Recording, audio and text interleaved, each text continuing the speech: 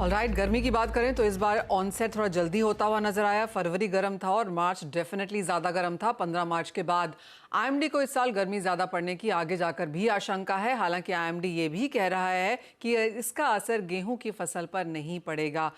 क्या है कारण, अगले 2 महीने कैसे देखने को मिल सकते हैं मौसम के लिहाज से? आईएमडी में head of climate research and services K S Hosalikar हमारे साथ जुड़े हैं। लेकिन सबसे पहले आपको सुनवाते हैं कि हमारे सहयोगी असीम मनचंदा से एक्सक्लूसिव बातचीत में union minister of earth sciences Kiren Rijiju ने क्या कहा। इस बार अप्रैल से जून तक भीषण गर्मी पड़ेगी। बात करने के लिए हमारे साथ अर्थ साइंसेज मंत्री किरण रिजिजू हैं। सर, बहुत ज्यादा गर्मी इस बार रहने वाली है अप्रैल से जून तक। हाँ, जो हमारा आईएमडी का प्रेडिक्शंस रहती हैं उसके हिसाब से अप्रैल के अंत से लेकर के जून तक का जो अनुमान है हीट वेव्स बढ़ने का और टेम्परेचर जो है नॉर्मल से ऊपर उठने का संभावना है। इसलिए हमारे मिनिस्ट्री ऑफ अर्थ साइंसेज के डिपार्टमेंट और एनडीएमए और जितने भी हमारे भारत सरकार के और विभाग हैं सब मिल करके आज लोगों को फिर जानकारी देने का फिर से आज कोशिश किया गया कि चुनाव का मौसम भी है और वैसे भी हीट वेव वगैरह थोड़ा सा नॉर्मल से ऊपर उठने का संभावना दिखाई दे रहा है। तो सब प्रिकॉशंस लें, सब सावधानी बरतने का जरूरत है। साथ साथ में क्या करना चाहिए इसका भी जो अपडेट्स या एडवाइजरीज इशू किया गया है राज्य सरकारों को भी और जितने भी स्टेक होल्डर्स हैं एजेंसी से सबको बताया गया है। तो उस हिसाब से सावधानी बरतना चाहिए ताकि हमारा जान वान का नुकसान ना हो। कौन कौन से स्टेट्स हैं जिसके ऊपर असर पड़ेगा और वजह क्या लग रही है आपको इस बार गर्मी? अभी जैसे बताया गया कि जो कोस्टल रीजन है खास करके जैसे आंध्र प्रदेश, तेलंगाना और उधर का उड़ीसा, पश्चिम बंगाल, फिर महाराष्ट्र और मध्य भारत में जिस तरीके से हीट वेव बहुत ज़्यादा होने का प्रोजेक्शन दिख रहा है, तो इस हिसाब से सब तैयारी अच्छे से करें और वहाँ के राज्य सरकारों को भी और इलेक्शन कमीशन के माध्यम से भी ये सबको एडवाइजरी जारी किया गया है। तो सब इसका ख्याल रखें। तो एल नीनो है इसकी वजह इस बार भी क्या? एल नीनो से क्या है कि वो एक फेनोमेना होता है जिसकी वजह से यहाँ टेम्परेचर बारिश में उसका असर होता है। तो इस बार जो एल नीनो रहने की वजह से जो काफ़ी वेदर में शिफ्ट हुआ है उसका हमारे डीजी ने भी जैसे एक्सप्लेन किया है। तो वो हमारे हाथ में तो नहीं ये मौसम कैसा रहना चाहिए, लेकिन हमको जानकारी एडवांस में रहे तो उसका फायदा होता है कि हमको क्या कदम उठाना चाहिए। ऑलराइट, ऑफ कोर्स मॉनसून का ऑफिशियल अपडेट का तो इंतजार हम करेंगे ही, लेकिन तब तक अप्रैल, मई और जून के महीने यहाँ पर काफ़ी गर्म रह सकते हैं। हमारे साथ अब मिस्टर केएस होसालीकर जुड़ चुके हैं। होसालीकर जी नमस्कार। आपसे जानना चाहेंगे कि मार्च अबव नॉर्मल रहा यहाँ पर, अप्रैल की शुरुआत हो चुकी है और 42.6 डिग्री अब तक का हाईएस्ट टेम्परेचर जो हमने महाराष्ट्र, अकोला और फलौदी राजस्थान से आता हुआ देखा है। ऑफ कोर्स स्टेट्स ऑलरेडी थोड़ी सी चिंताजनक हैं, पानी रिजर्वॉयर्स में ऑलरेडी कम है। क्या कुछ एक्सपेक्ट करना चाहिए फिर अप्रैल के लिहाज से? जो पूर्वानुमान मौसम विभाग ने दिया है जिसमें हमने अप्रैल, मई और जून किस तरह रहेगा, अधिकतम तापमान और न्यूनतम तापमान की जानकारी, उसके साथ में अप्रैल में किस तरह का मिनिमम और मैक्सिमम टेम्परेचर रहेगा और बरसात की क्या संभावना है अप्रैल में, इसके बारे में भी कल हमने प्रेस कॉन्फ्रेंस बुलाकर और सभी स्टेक होल्डर्स को बुलाकर इसके बारे में पूरी जानकारी दी। जब देखा जा रहा है तो अप्रैल महीने की अगर हम बात करें तो पूरे देश में, तकरीबन पूरे देश में जो है, जो मिनिमम टेम्परेचर और मैक्सिमम टेम्परेचर दोनों जो है नॉर्मल के ऊपर रहने की संभावना बहुत ज्यादा है। और खास करके इसका असर जो है ये पावर सेक्टर पे हो सकता है, एग्रीकल्चर सेक्टर पे हो सकता है, वाटर सेक्टर पे हो सकता है और साथ ही साथ हेल्थ जो है उसके संभावित भी हमें बहुत कुछ जानकारी इसमें मिल सकती है या उसके लिए प्रिकॉशंस लेने हैं। और जो अप्रैल, मई, जून की हम अगर बात करते हैं तो पूरे देश में जो है कुछ हिस्से को अगर छोड़ेंगे, जैसे पूर्वी भारत और नॉर्थ ईस्ट भारत के अगर कुछ पॉकेट अगर हम छोड़ते हैं तो तकरीबन पूरे देश में जो है जो अधिकतम तापमान है वो एवरेज से ऊपर रहने की संभावना बहुत ज्यादा है। जैसे आपने कहा कि मिनिमम और मैक्सिमम टेम्परेचर्स दोनों ही यहाँ पर अप्रैल के महीने में बढ़ सकते हैं, तो हम कितने डिग्री सेल्सियस की यहाँ पर बात कर रहे हैं? क्योंकि जो एक लास्ट रिपोर्ट मैंने मिस्टर सालेकर पढ़ी थी उसमें माना जा रहा था कि कई कई स्टेट्स में जो मार्च की हालत थी 2 से 5 से 7 डिग्रीज भी टेम्परेचर कहीं कहीं ज्यादा था, जो नॉर्मल से काफी ऊपर है। बिल्कुल आपने सही कहा। जब मार्च जो महीना रहता है वो विंटर टू समर वाला एक ट्रांजिशन मंथ रहता है तो उसके कारण कुछ जगह पे ऐसे होता है कि we see lot of departure, मतलब हम काफी 5 से 6 डिग्री ऊपर भी तापमान हम देखते हैं।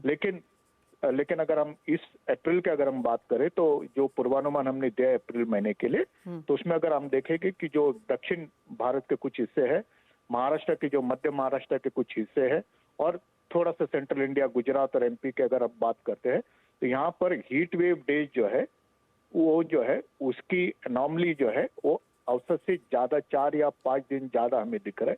इसका मतलब ये सब इलाके वो है जो मध्य भारत, दक्षिण भारत और गुजरात के कुछ हिस्सों में तापमान जो है औसत से ज्यादा, जब हम हीट वेव की बात करते हैं तो नॉर्मल से 4 या 5 डिग्री, 4.5 डिग्री के ऊपर की हम बात करते हैं। तो इस तरह का तापमान देखने को मिल सकता है अप्रैल महीने में। लेकिन इसके साथ में हमने ये भी कहा है कि कुछ जगह पे बरसात भी हो सकती है अप्रैल महीने में, जैसे नॉर्थ वेस्ट ऑफ राजस्थान में हमने कहा है, नॉर्थ वेस्ट ऑफ इंडिया में हमने कहा है, और कुछ मध्य भारत में भी हमने कहा है कि कुछ जगह पे बरसात की संभावना भी बनी है अप्रैल महीने के लिए। सो मिस्टर सालेकर, ये तो ऑफ कोर्स अप्रैल के लिए है, मई का महीना अभी बाकी है एंड मैं आपको पुश नहीं करूंगी क्योंकि आईएमडी अपनी जो नॉर्मल फर्स्ट ऑफिशियल फोरकास्ट है वो मिड अप्रैल में कभी लेकर आएंगे, तो उसका 10-12 दिन का हम इंतजार यहाँ पर करेंगे। लेकिन जैसी हालत अप्रैल में है और आपने कहा कि शायद कई कई जगह पे बारिश भी है लेकिन वो शायद इतनी ना पड़ पाए, और जिस तरह का CWC का डेटा है जहाँ पर हम वाटर रिजर्वॉयर्स की हालत काफ़ी ख़राब देख रहे हैं, तो आप कहेंगे बाय द टाइम हम मानसून यहाँ पर हिट कर रहे हैं मिड मई से जून तक आते आते पानी की किल्लत के लिए तैयार रहना चाहिए, स्पेशली जिस तरह का तापमान हम एक्सपेक्ट कर रहे हैं? बिल्कुल, क्योंकि जो तापमान जो है तीनों महीने के लिए जो हमने दिया है मौसम विभाग ने अप्रैल मई जून में, और बरसात आने के लिए अभी कुछ समय डेफिनेटली है, लेकिन इन 3 महीने में हमने ये कहा है कि टेम्परेचर जो है, मैक्सिमम टेम्परेचर जो है नॉर्मल से ऊपर रहने की संभावना बहुत ज्यादा है, तो इवेपोरेशन ज्यादा होगा, एग्रीकल्चर सेक्टर पे असर रहेगा, इंडस्ट्री में असर रहेगा, हेल्थ सेक्टर पे असर रहेगा, और क्योंकि टेम्परेचर बढ़ रहा है तो पावर सेक्टर भी जो है वो उसके ऊपर भी ये असर करेगा। तो मेरे ख्याल से जो हमारे लास्ट ईयर का जो मानसून का जो डिस्ट्रीब्यूशन था उसको देखते हुए ये जो आने वाले 2 या 3 महीने हैं, हमको ये स्पेशली जो वाटर रिलेटेड मैटर्स है इसके लिए हमको काफी सेंसिटिविटी बरतनी चाहिए और इसके ऊपर काफी ध्यान देना बहुत जरूरी है। एक फाइनल सवाल मिस्टर सालेकर, ऑफ कोर्स हमने आईएमडी का तो यहाँ पर एडवाइजरी आता हुआ देखा ही है, स्टेट्स अब यहाँ पर इंश्योर करेंगी, काफी सारी प्रिकॉशंस लेनी है, तो किस तरह की बातचीत और क्या कुछ काम आईएमडी के साथ, सरकारों के साथ हो रहा है? जो हम लोग जो ऑल द स्टेक होल्डर्स है, जैसे एग्रीकल्चर सेक्टर है, वाटर सेक्टर है, एनडीएमए है, अब बाकी के जो हेल्थ सेक्टर है, तो ये सभी के साथ जो है आईएमडी मिलकर काम कर रहा है। और ये जो एडवाइजरीज है, जो सीजनल एडवाइजरीज है, इसके चलते हम वीकली, मंथली और नेक्स्ट 4 to 5 डेज में क्या होने वाला है इसके बारे में भी हम पूरे एडवाइजरी, पूरे प्रिकॉशंस, पूरे अलर्ट जो है सभी स्टेट और सभी स्टेक होल्डर्स को देते हैं।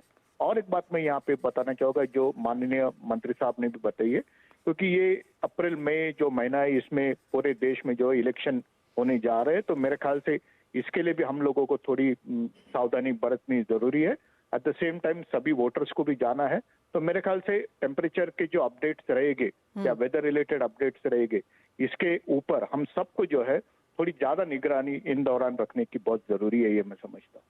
एब्सोल्युटली मिस्टर सालेकर, बहुत शुक्रिया साथ जुड़ने के लिए और बहुत डिटेल से हमारे दर्शकों के वो समझाने के लिए भी कि टेम्परेचर्स यहाँ पर बढ़ेंगे, इवेपोरेशन भी बढ़ेगा, तो पानी की किल्लत, पावर की किल्लत, एग्रीकल्चर में कंसर्न्स और इंडस्ट्री में कंसर्न्स, तो ये सब चीज़ों के लिए अगले 2-3 महीने के लिए यहाँ पर तैयार रहना होगा। और जैसे कहा गया कि मिड अप्रैल में यहाँ पर ऑफिशियल स्टेटमेंट आएगी मानसून्स को लेकर भी, तो उसके ऊपर भी बाजार की नज़र रहेगी, वो एक हेल्पिंग सिचुएशन रह सकती है। आगे बढ़ेंगे और आप कैसे देखते हैं अब दिनेश जी यहाँ पर आगे लेकर, जिस तरह की पानी की किल्लत है, मौसम की किल्लत है, एग्री एज ऑफ नाउ माना जा रहा है कि गेहूं को कोई नुकसान नहीं है, लेकिन बुआई जो खरीफ की है वो कुछ आपको लगता है डिलेड होगी, किसान यहाँ पर प्री मानसून, मानसून पहले देखना चाहेंगे? जी मनीषा जी, जैसे कि बताया गया है कि सिचुएशन वाकई चिंताजनक है और मुझे लगता है कि जो भी इन स्टेट्स को रिप्रेजेंट करता है वहां पर मैक्सिमम पानी पिया जाए, बॉडी टेम्परेचर मेंटेन किया जाए। जहां तक के एग्रीकल्चर की बात है, ये तो सोइंग सीजन नहीं होता है मोस्टली, लेकिन अगर अर्ली सोइंग कहीं होती है तो फिर वहीं पर एक दिक्कत होने की पूरी संभावना नजर आती है। लेकिन it's too early to predict right now कि उस समय के टेम्परेचर क्या होते हैं और किस टेम्परेचर में सोइंग हो सकती है। बट बिल्कुल सिचुएशन थोड़ी सी चिंताजनक है और उसका बिल्कुल हमें ध्यान रखना चाहिए। और इसी बीच बाकी जो एग्री कमोडिटीज जो एज ऑफ नाउ ट्रेड कर रही हैं, जहां पर कुछ मुनाफा वसूली के साथ आज मैंने काम होते हुए देखा है, ओवरऑल एग्री स्पेस पे आपका टॉपिक यहाँ कहाँ है? जी बिल्कुल, कॉटन सीड ऑयल के कैसा मुझे लग रहा है जो एक अच्छा सेक्टर उभर के आएगा। मुझे लगता है कि अगर कहीं 2625 2620 के आसपास अगर अप्रैल कॉन्ट्रैक्ट मिलता है तो एक 70 से 80 रुपए की चाल हमें इसमें देखने मिल सकती है और 2585 का स्टॉप लॉस मेंटेन किया जा सकता है। कॉटन सीड ऑयल के में वॉल्यूम्स भी अच्छे बढ़े हैं और निचले स्तर से इसमें इंडिकेटर्स भी पॉजिटिव टर्न अराउंड हुए। मुझे लगता है कि मेरा बेस्ट पिक होना चाहिए। ठीक है, डॉलर इंडेक्स को आपकी स्क्रीन पे लेके आना चाहेंगे क्योंकि ऑलमोस्ट 105 तक के स्तर वहां पर बनते हुए नजर आए हैं। रुपए में हमने थोड़ी सी वीकनेस आते हुए देखी है और दिनेश जी ये सब उस समय पे आ रहा है जहां पर आरबीआई का सर्कुलर, जिस तरह के हमने सेबी का सर्कुलर भी आता हुआ देखा, क्लैरिटी का ऑफकोर्स बाजार को इंतजार है कि अब आप ट्रेड नहीं कर सकते करेंसीज में, सिर्फ हेज कर सकते हैं। एक क्लैरिटी का इंतजार है, 5 अप्रैल एज अ डेट का भी इंतजार है। आप कैसे देख रहे हैं इस बैक एंड फोर्थ को? बाजार को लगता है कि वॉल्यूम्स काफ़ी यहाँ पर गिर जाएंगी। So as a commodity, as a currency expert, आप कैसे, कितना इम्पैक्ट होता हुआ आप देखते हैं? बिल्कुल, वॉल्यूम तो निश्चित तौर से बहुत ज्यादा गिरेंगे क्योंकि मैक्सिमम वॉल्यूम जो होता है वो ट्रेडिंग का वॉल्यूम होता है और अगर इसमें कमर्शियल मार्केट पार्टिसिपेंट्स ही अगर इसमें ट्रेड कर पाए तो there would be an number of formalities to be done कि हम क्यों ट्रेड करना चाह रहे हैं और कैसा ट्रेड करना चाह रहे हैं। तो मुझे लगता है कि वॉल्यूम में तो बहुत ज्यादा ड्रास्टिकली इसमें गिरावट होगी। साथ ही साथ जो भी ट्रेड करेगा उसके लिए सारे कंप्लायंस इश्यूज भी काफी ज्यादा निकल कर आएंगे। Dinesh ji, as of now जिस तरह का पार्टिसिपेशन है, कितना हम ट्रेड और कितना हेजर्स की तरफ से आता हुआ देखते हैं?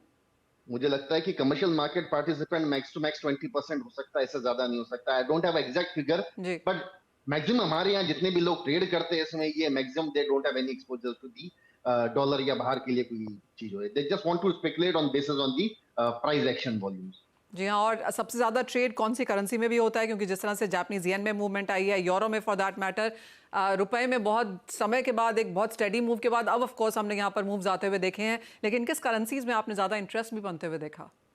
जी मैक्सिमम जो अभी पिछले अगर 7 से 8 महीने देखे तो मुझे लगता है कि 8280 और 8340 ये रेंज में ही डॉलर ट्रेड रहा। तो उस समय वॉल्यूम काफी कम हो गया था, लेकिन जैसे ही 8240 के आसपास से आना शुरू हुआ है, इसमें वॉलेटिलिटी जैसे ही बढ़ी, यहाँ पर हमारे यहाँ पर पार्टिसिपेंट मैक्सिमम जो होता है ये रुपये डॉलर में ही ज्यादा काम। 8335 हमारी स्क्रीन पे। एक फाइनल व्यू, आप यहाँ से आपको रुपया कैसा लगता है? मुझे लगता है ये दोबारा 84 के लेवल टेस्ट कर सकता है। नीचे में 81 8315 के नीचे जाता हुआ नजर नहीं आता है। दिनेश जी बहुत शुक्रिया साथ जुड़ने के लिए। तो वो रुपए पे यहाँ पर मूव्स है, ऑफ कोर्स करेंसी मार्केट्स में कोई और क्लैरिटी या क्लैरिफिकेशन निकल के आता है उसके ऊपर नजर रहेगी, लेकिन एज ऑफ नाउ जैसे दिनेश जी भी कह रहे थे, काफ़ी लोगों ने अपनी पोजीशंस यहाँ पर वाइंड डाउन करनी शुरू कर दी हैं। जहाँ तक ट्रेड था वो 80% इसका हिस्सा था, सिर्फ 20% यहाँ पर कमर्शियल है। तो ये एक और बाजार जो ऑलमोस्ट बंद होता हुआ दिख रहा है। ऑफकोर्स इसका क्लैरिटी का इंतजार है और हम लगातार इसके ऊपर आपको अपडेट भी करते रहेंगे, लेकिन इस वक्त इस कार्यक्रम में इतना ही समय है। ब्रेक के लिए रुकेंगे, लौटेंगे तो पूरा फोकस डालेंगे इक्विटी मार्केट्स पर।